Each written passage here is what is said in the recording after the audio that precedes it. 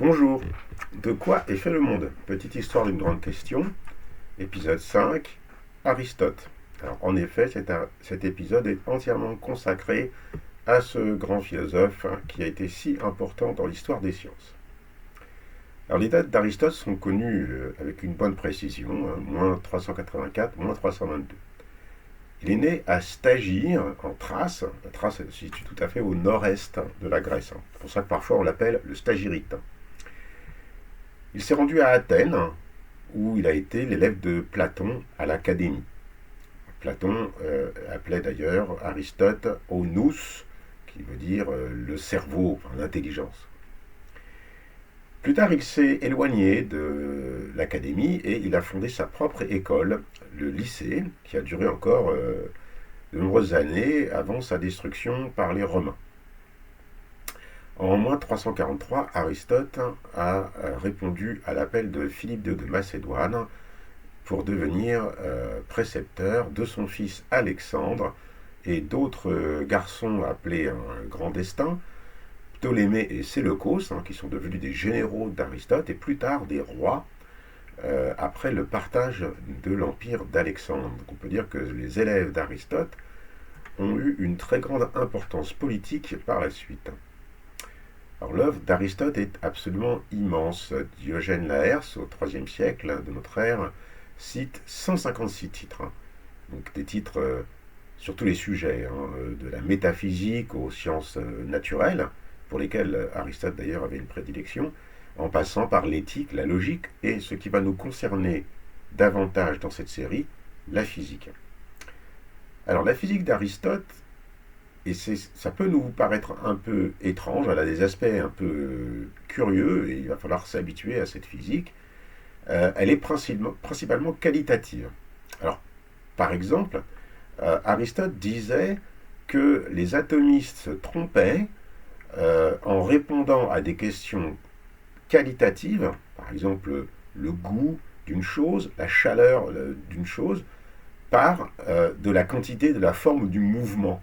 Pour lui, c'était répondre à côté de la question. Alors il me semble là que Aristote se trompait complètement parce que c'était justement l'idée la plus intéressante chez les atomistes. Mais voilà, c'est ainsi. Donc pour Aristote, il faut répondre à des questions de qualité en termes de qualité. Quelque part, on peut se dire, finalement, comme ça, il n'explique rien, mais voilà, il faut s'habituer à ça parce que c'est le principe fondamental de la physique d'Aristote. Alors, on va passer un petit peu de temps à expliquer, je crois que c'est vraiment important, parce que ça nous paraît être un vieux truc un peu barbant, mais la physique d'Aristote, elle a dominé la science pendant des siècles. Donc il faut la comprendre pour pouvoir se remettre un petit peu à la place des savants de l'Antiquité et plus tard du Moyen-Âge. Alors avant de passer à ce détail sur la physique d'Aristote, je vous laisse admirer ce buste. Voilà, on sait bien à quoi ressemblait Aristote, puisque là, vous voyez, ça c'est une copie romaine, mais d'un original grec qui a été réalisé du vivant d'Aristote. Donc là, il devait vraiment ressembler à ça. Alors donc passons maintenant à des détails un peu plus précis sur cette physique. Alors comme on l'a dit, cette physique est basée sur les qualités, et Aristote distinguait deux qualités fondamentales.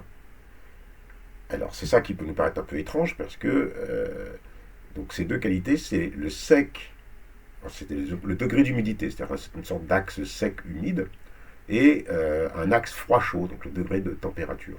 Alors typiquement pour nous, c'est ce qu'on appellerait des propriétés secondaires des objets. Mais pour Aristote, ce sont des propriétés fondamentales. Donc, en les croisant, on obtient quatre zones qui correspondent aux quatre éléments, selon Aristote. Il y a la terre, donc c'est ce qui est froid et sec. L'air, ce serait ce qui est chaud et humide, etc.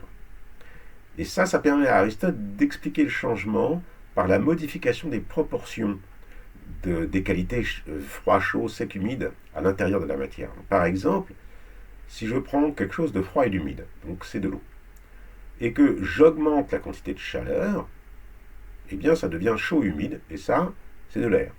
Donc c'est ce qui se passe quand on fait bouillir de l'eau dans une marmite. De l'eau devient de l'air. Bon, Aristote également pensait que les corps étaient d'autant plus denses qu'ils contenaient plus de terre. Et toutes ces histoires d'éléments, de chaleur, d'humidité, etc., tout ça, ça concerne la partie du monde qui se situe en dessous de la Terre, parce que le monde selon Aristote est en dessous de la Lune, pardon, parce que le monde selon Aristote est décomposé en deux. Il y a le monde sublunaire, composé de ces quatre éléments, qui est sujet au changement, à la corruption, à la destruction. Les animaux vont naître, mourir, il y a des choses qui vont pourrir, etc. Tandis que le monde au-dessus de la Lune, donc le monde supralunaire, est au contraire un monde fait d'éternité et d'indestructibilité, et qui est fait d'un autre élément, le cinquième élément, qui est l'éther, qui est éternel et qui ne change jamais. Alors, maintenant passons à un autre élément très important, un autre aspect très important de la physique d'Aristote, c'est que la matière, le temps et l'espace sont divisibles à l'infini. Alors on avait vu que les atomistes disaient le contraire, et il y avait également le paradoxe de Zénon qui était gênant pour cette idée-là. Alors Aristote balaye le paradoxe de Zénon en disant que c'est une erreur de raisonnement. Donc on a déjà abordé ce point, donc je vous renvoie à la vidéo de numéro 3, l'épisode 3 sur le problème du changement, où j'expliquais que Aristote décèle une erreur de raisonnement dans le paradoxe de Zénon. Et puis, il va également il va passer pas mal de temps à essayer de démolir la théorie des atomistes. Alors, en particulier, les atomistes aussi pensaient qu'il y avait des atomes et du vide, et donc pour Aristote, il n'y a pas d'atome et il n'y a pas de vide. Donc ça pose un petit problème pour expliquer le mouvement, parce qu'on comprend bien comment les atomes peuvent se déplacer dans le vide, mais c'est plus difficile dans un univers plein, où il n'y a absolument pas de vide. Alors pour expliquer ça, Aristote disait c'est possible parce que le milieu se déplace. Par exemple, si je jette une pierre, eh bien l'air qui est devant, il va se déplacer derrière la pierre. Parce que s'il ne se déplaçait pas derrière la pierre, ça créerait un vide derrière la pierre. Et donc, il y a comme ça une sorte de petit tourbillon qui va se créer au fur et à mesure du mouvement, du déplacement de la pierre. C'est ainsi qu'Aristote essayait de concilier le fait que son monde était plein, il n'y avait absolument pas de vide, et qu'il y avait quand même du mouvement. Alors maintenant, on va rentrer un petit peu plus dans les détails, parce que ce qui est important dans la physique d'Aristote, donc c'est non seulement qu'elle est qualitative, mais que quand même il y a des énoncés précis, et des énoncés qui ont même force de loi. Alors, essayons d'énumérer un petit peu ces lois. Alors, premièrement, Aristote distingue deux types de mouvements. Il y a le mouvement violent, par exemple, je jette une pierre, donc qui résulte de l'action d'une force extérieure, et le mouvement naturel, donc je lâche cette même pierre, donc là, dans ce cas, elle va avoir un mouvement spontané. Alors le mouvement naturel, il est dans les régions sublunaires, il est rectiligne et uniforme. Alors, la pierre va donc tomber à vitesse constante. Alors il y aurait des choses à dire là, mais admettons, là on se place dans la physique d'Aristote, on ne passe pas tout de suite aux critiques, on verra après. Donc là on essaie de comprendre. Donc le mouvement est rectiligne uniforme, d'accord. Au-dessus du cercle lunaire, donc dans le monde supralunaire, le mouvement naturel, au contraire, il est circulaire, uniforme. Ça va permettre à Aristote d'expliquer le mouvement des astres. Bien. Alors, il y a également, dans ce monde d'Aristote, un lieu très spécifique, c'est le centre de la Terre. C'est le lieu naturel des éléments lourds, c'est-à-dire la Terre et l'eau. Donc c'est vers ce lieu que les éléments vont se déplacer. Si on de la Terre, donc ça c'est le point suivant. Quand on déplace un corps hors de son lieu naturel, donc par exemple je prends une pierre qui est sur Terre, je la mets dans l'air, elle va aller vers le centre de la Terre qui est son lieu naturel, donc elle va tomber vers le bas. Le haut par contre c'est bien sûr l'opposé, la direction opposée du bas, c'est le lieu naturel des éléments légers. Donc, par exemple si je regarde une bulle d'air dans l'eau, elle remonte, parce que c'est de l'air, mais son lieu naturel, il est au-dessus, il est vers le haut, donc elle va remonter dans l'eau. Et le feu, alors lui, son lieu naturel, c'est encore plus haut. Donc il y a comme ça, il y a 4 couches. Si vous voulez. Il y a d'abord la terre, puis ensuite l'air. Il y a d'abord la terre, puis ensuite l'eau, puis ensuite l'air, puis ensuite le feu. Donc, effectivement, quand vous voyez du feu, les flammes, elles montent dans l'air. Donc Aristote imaginait qu'au-dessus de l'air, donc il y avait une couche d'air autour de la Terre, et au-dessus, il y avait une couche de feu qu'on ne voyait pas, mais qui se manifestait lors des phénomènes comme les orages, par exemple, ou les étoiles filantes. Alors Aristote, maintenant, regardons ce qu'il pensait des mouvements violents. Il disait que ce mouvement cesse lorsque la force cesse. Alors là, ça pose tout de suite un problème, parce que si vous lancez une pierre, elle continue d'avancer quand vous l'avez lâchée. Ah oui, mais là, Aristote expliquait ça justement en utilisant ce petit tourbillon dont j'ai parlé tout à l'heure. C'est-à-dire que, vous voyez, la pierre déplace de l'air qui va ensuite prendre la place, va ensuite se placer derrière la pierre, donc ça va la pousser un petit peu. Donc ça va faire comme une sorte de succion comme ça. Ce petit tourbillon va permettre d'expliquer que la pierre continue son mouvement. Enfin, pour continuer, donc la vitesse d'un mouvement violent, alors là c'est très important parce que là on va voir les premières équations pratiquement de la physique. La vitesse d'un mouvement violent, elle est selon Aristote proportionnelle à la force appliquée et inversement proportionnelle à la résistance du milieu. Donc là on a un énoncé précis, une loi qu'on pourrait exprimer par une formule mathématique. De même, la formule pour le mouvement de chute, lui, il est proportionnel au poids. La vitesse est proportionnelle au poids. Enfin, intéressons-nous maintenant au monde supralunaire. Donc, le mouvement des astres, il est causé par la rotation de sphères de cristal.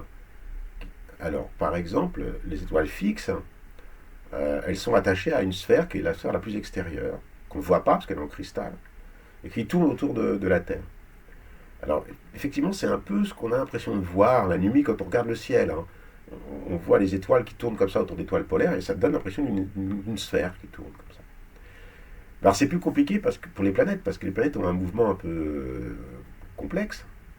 Et, Aristote disait, parce qu'il y a d'autres sphères qu'on ne voit pas. Chaque planète a sa propre sphère, mais entre la sphère des fixes et la sphère d'une planète, il y a d'autres sphères invisibles qui ont chacune leur mouvement. Et ces mouvements se composent, et c'est ça qui va faire que la planète a un mouvement un peu compliqué. Et ces mouvements, c'était comme toujours des mouvements circulaires autour de la Terre, mais autour d'un axe qui passait par le centre de la Terre, mais les axes eux-mêmes n'étaient pas alignés. Ce qui selon Aristote, pouvait expliquer le mouvement des planètes. Enfin, le monde, il est unique, éternel et clos par la sphère des étoiles fixes. Donc au-delà de la sphère des étoiles fixes, il n'y a rien. Le monde s'arrête là. Il est fini. Alors, on va discuter un petit peu de ces lois et de voir ce qu'on pourrait appeler, est-ce qu'on pourrait déceler des problèmes, ou au contraire, est-ce qu'il y a des points qui pourraient être considérés comme des succès dans la physique d'Aristote. Alors commençons par les succès, si vous voulez bien. D'abord, symbolise correctement la direction et le sens du mouvement naturel. Si vous mettez une outre pleine d'air dans l'eau, elle va remonter, et ainsi de suite. Donc ça marche bien. Également, le fait qu'il n'y a pas de vide, ça permet d'expliquer certains phénomènes hydrauliques. Alors ça a été particulièrement utilisé au Moyen-Âge, et on lui a donné un nom à ce principe, c'est l'horreur du vide, horror vacui. Alors par exemple, ça permet d'expliquer le fonctionnement d'une seringue. Effectivement, si vous tirez sur le piston, le liquide monte. Pourquoi le liquide monte ? Parce que s'il ne montait pas, le piston monterait, et donc entre le liquide et le piston, il se créerait du vide. Et la nature a horreur du vide, donc c'est pas possible, donc le liquide doit monter. Voilà comment on pouvait, dans un contexte aristotélicien, expliquer le fonctionnement d'une seringue, et ça marchait aussi pour d'autres types de phénomènes hydrauliques. Jusqu'à un certain point, comme nous verrons plus tard. Enfin, au titre des succès, je crois qu'on peut mettre au crédit d'Aristote, il y a les premières équations de la physique. Alors on peut les écrire sous forme, bien sûr, qui n'étaient pas accessibles à Aristote, tous ces symboles-là n'existaient pas, mais on pourrait dire, par exemple, que sa loi sur les mouvements violents, c'est V égale KF sur ρ. K, c'est une constante, F, c'est la force, et ρ, c'est la résistance du milieu. Et concernant le mouvement naturel de chute, la vitesse, c'est K', une autre constante, fois le poids. Alors on peut critiquer bien sûr ces équations, on va le faire dans un instant, mais avant de le faire, il faut se rendre compte que ces équations ne sont pas absurdes. Elles sont même cohérentes. Elles sont même tellement cohérentes qu'elles sont vraies dans certains régimes. Donc, par exemple, si vous prenez la chute dans un fluide visqueux, par exemple une boule de billard qui tombe dans de l'eau. Alors elle va avoir un mouvement accéléré mais très très rapide, à peine perceptible, et après elle va avoir donc ça c'est une phase, un régime transient, et puis ensuite on va être en régime permanent, et en régime permanent la boule elle va tomber à vitesse constante. Donc ça c'est juste, et cette vitesse elle va être inversement proportionnelle à la densité du fluide, c'est-à-dire qu'à la résistance du milieu. C'est effectivement, si vous avez un fluide moins dense, c'est exactement comme ça, c'est inversement proportionnel, donc là c'est correct, et c'est également proportionnel au poids, donc la vitesse terminale de la boule, la vitesse en régime permanent, elle est effectivement proportionnelle au poids de la boule. Alors c'est vrai dans l'eau, c'est vrai aussi dans l'air, mais bien sûr pour des objets suffisamment petits, par exemple une fourmi, pour être sensible à la viscosité de l'air. Mais si vous regardez chuter une fourmi, vous verrez que vous avez l'impression que la fourmi n'accélère pas. Faites-le, si vous avez l'occasion. On pourrait dire que la physique d'Aristote, c'est la physique des fourmis. Les fourmis vivent dans le monde d'Aristote. Quand elles tombent à vitesse constante. Et leur vitesse est proportionnelle à leur poids. Alors, bien sûr, il ne faut pas non plus exagérer. Certains disent, oui, la physique d'Aristote était, par exemple, c'est ce que fait Rovelli dans un article que je mettrai en lien dans les commentaires. Il est un peu indulgent quand même avec Aristote, parce que quand même, ces équations sont peut-être vraies, sont peut-être justes, correctes dans certains régimes, mais sont grossièrement fausses, avec un S, que j'ai oublié, pardon, elles sont grossièrement fausses dans certains régimes.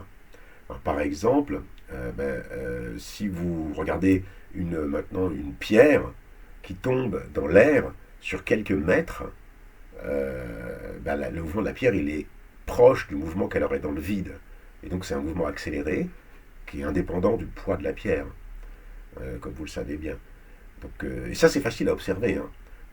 Si vous jetez une pierre de quelques mètres de haut, ou même moins, si vous prenez c'est ce que je fais souvent avec les élèves, je prends une craie et un trousseau de clés, et je les lâche, et puis vous voyez, je défie quiconque de voir une différence dans le mouvement des deux.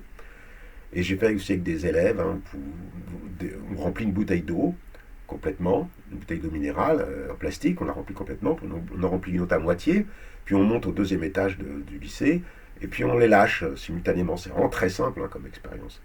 Et puis il y a quelqu'un en bas qui regarde laquelle arrive en premier. Alors, c'est vrai que la bouteille qui est remplie, elle arrive en premier, mais elle a que quelques centimètres d'avance sur l'autre.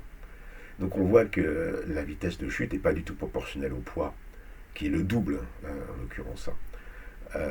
Donc c'est des expériences assez simples, qui étaient tout à fait faisables dans l'Antiquité. Bon, elles mettent en défaut complètement cette équation numéro 2.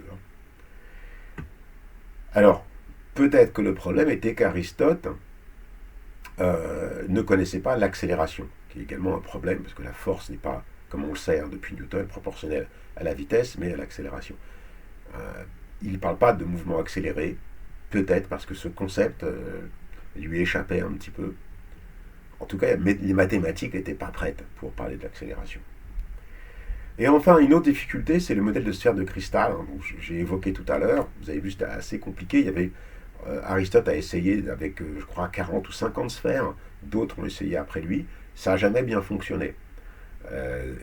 D'ailleurs, ça a fini par être abandonné au profit d'un autre modèle qu'on appelle les épicycles et dont nous serons amenés à reparler. Alors maintenant, nous allons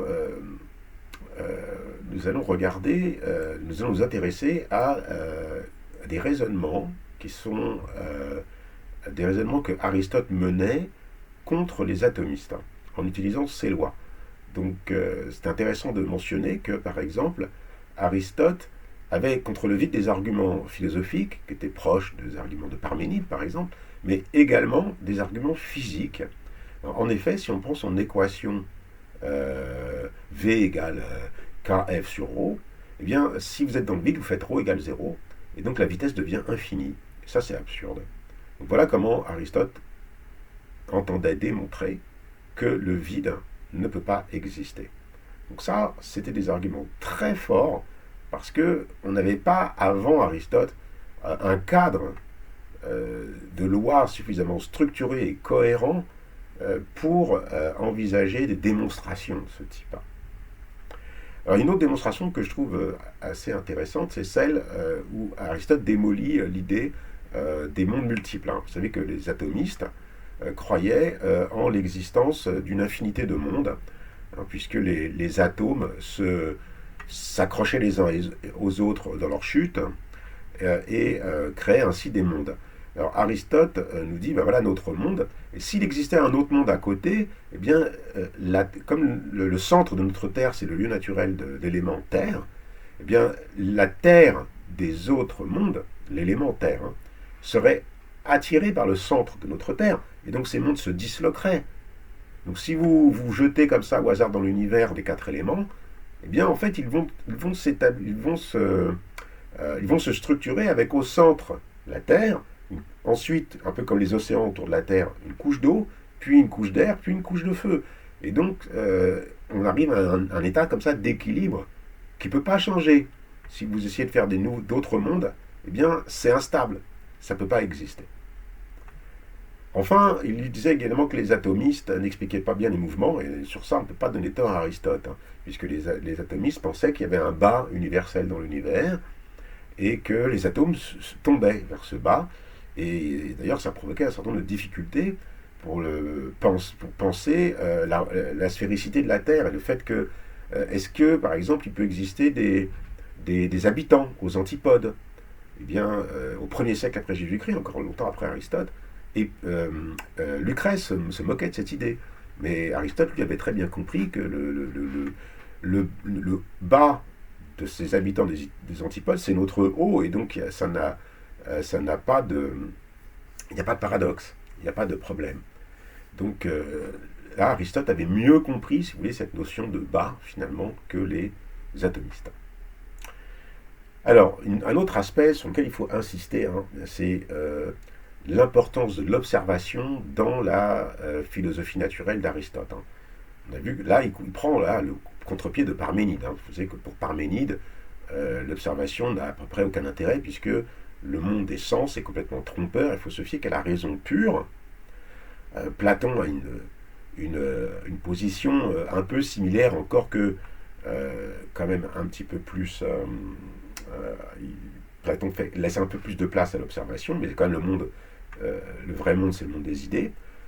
Pour Aristote, l'observation est importante, et même fondamentale. Par exemple, des observations que Aristote va utiliser pour démontrer que la Terre est ronde, et qui sont bien connues, mais qui sont très intéressantes. Et c'est les premières vraiment démonstrations que la Terre est ronde. Par exemple, si vous regardez un bateau qui approche, eh bien, vous voyez d'abord le mât du bateau, puis après vous voyez la coque du bateau. Si la Terre était parfaitement plate, il n'y aurait aucune raison pour ça. Donc, c'est une preuve du moins que la Terre est courbée. Ça ne prouve pas exactement qu'elle est ronde, mais ça prouve qu'elle est courbée. Et un argument plus fort encore, et plus fin, c'est celui des éclipses de lune. Lors d'une éclipse de lune, là vous voyez une jolie série de photographies d'une éclipse de lune, eh bien, vous voyez l'ombre de la Terre qui mange progressivement la lune, et vous voyez qu'à chaque fois, c'est un arc de cercle. Et cet arc de cercle, il apparaît quelle que soit la date de l'éclipse, ou quelle que soit la position, si vous voulez, de la Terre, quelle que soit l'heure, donc c'est toujours pareil. Or, la seule figure en 3 dimensions qui projette des ombres qui sont toutes des arcs de cercle, c'est la sphère. Donc voilà des arguments, des observations qui sont utilisés pour démontrer que la Terre est ronde. Alors la génération d'avant, Platon, il savait très bien que la Terre était ronde, il le dit, mais il ne donne pas d'argument. En tout cas, peut-être d'un argument du genre la sphère c'est la chose la plus parfaite, etc. Donc un argument un peu abstrait, mais pas d'argument empirique. Alors ces arguments empiriques, ils peuvent se retourner contre Aristote. Par exemple, Straton, qui était un aristotélicien pourtant, puisqu'il était directeur du lycée. Alors c'était après Aristote, il y a eu Théophraste, et après Théophraste, il y a eu Straton. Donc c'était le troisième directeur du lycée. Et bien il a remarqué que plus un objet tombait de haut, plus l'impact au sol était grand. Et là, ça voulait dire que l'objet, il allait de plus en plus vite. Et donc il accélérait. Il avait également démontré cette accélération par une autre observation que je trouve très jolie. Straton disait la chose suivante: si vous observez de l'eau qui s'écoule d'un toit, en chutant d'une hauteur considérable, on voit que le flux au sommet est continu, tandis qu'à la base, l'eau tombe sur le sol, en partie discontinue. Et cela n'arriverait jamais si l'eau ne traversait pas chaque espace successif plus rapidement, donc en accélérant. Donc Straton avait parfaitement compris que la chute libre, même dans l'air, était un mouvement accéléré. Et ça en contradiction complète avec Aristote. Alors, vous voyez, on a souvent fait le reproche à la science antique d'être purement spéculative et de ne pas tenir compte des observations et de ne pas avoir fait des expériences. Eh bien, je crois que c'est faux, c'est un faux procès. Au moins à partir d'Aristote, les observations sont très importantes, et s'il n'y a pas des expériences contrôlées dans le sens moderne, c'est pas vrai qu'il n'y a pas eu d'observation. Et on en voit ici des exemples. Alors, pour conclure, on va parler un petit peu de la postérité de la pensée d'Aristote. Alors, bien sûr, elle a été immense, l'influence d'Aristote. Il a dominé la science antique, mais surtout la science médiévale, pendant 1500 ans, peut-être même, attendez, plus de 1600 ans. Alors, il faut que je compte mieux, 1800 ans, si je compte bien, jusque vers 1600, donc voilà, donc ça c'est même 1900 ans, donc c'est presque 2000 ans. Et alors, la physique d'Aristote, elle est, d'un certain côté, elle est stimulante. D'abord, il donne de l'importance, comme on l'a vu, à l'observation. Donc il ne faut pas confondre avec l'expérimentation, mais tout de même. Et on va dire que ça va dans la bonne direction. Et il va énoncer également des lois précises. Alors, elles sont un peu fausses, mais elles ont le mérite d'être des lois, elles ont le mérite d'exister. Et ça, on pourrait donc en imaginer d'autres. Il va également utiliser ces lois dans un cadre hypothético-déductif clair qui lui permet de donner des démonstrations. Mais, même si elle est par un certain côté stimulante, cette physique, elle est aussi un peu sclérosante. Pourquoi ? Parce que son système est assez rigide, il est difficile à modifier. Si vous bougez un petit bout, vous allez voir que tout s'écroule un petit peu. Ça a été une des difficultés, c'est un système qui est difficile à amender. Et puis surtout, il interdit de penser le vide. Aristote passe beaucoup de temps à expliquer que le vide, c'est pas possible. Or, le vide, on en a absolument besoin pour faire des progrès en mécanique, puisque vous savez bien que le principe d'inertie, il parle d'un mouvement dans le vide. Donc, c'est même pas possible de le penser, ce mouvement, ce principe d'inertie, si on n'a pas de vide. On pourrait dire aussi qu'on a besoin d'un mouvement qui peut aller jusqu'à l'infini. Or, le monde d'Aristote est clos, donc c'est un autre problème.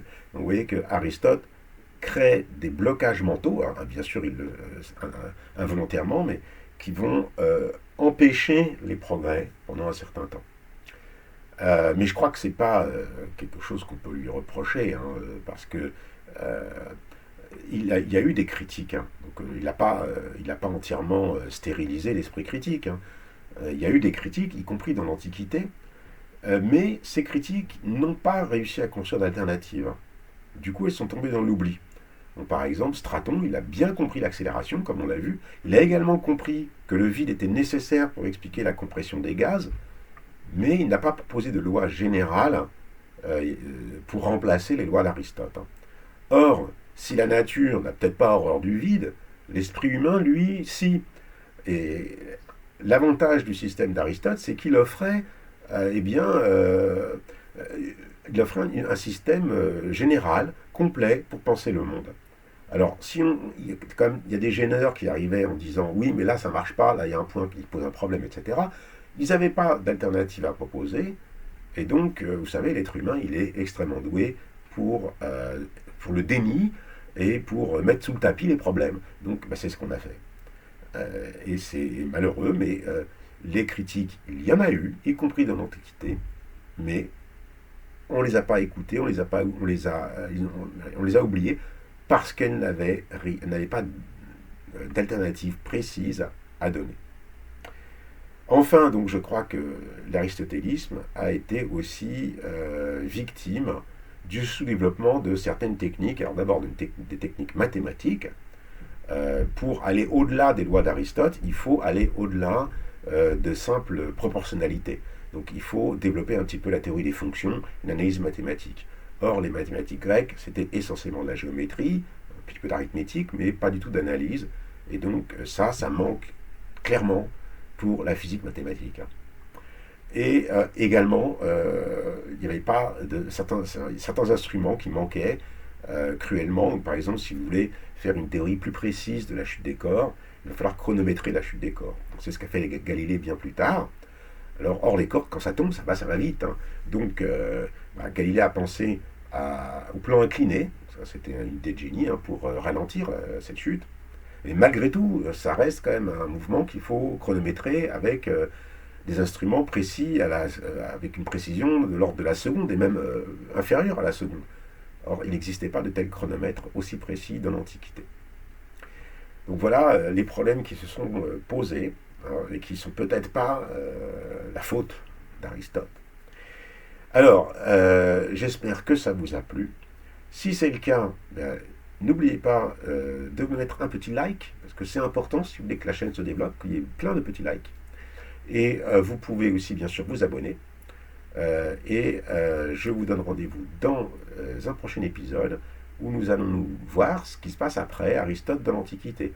Est-ce que la science s'est un petit peu arrêtée? Est-ce qu'Aristote a été finalement le point culminant de la science antique?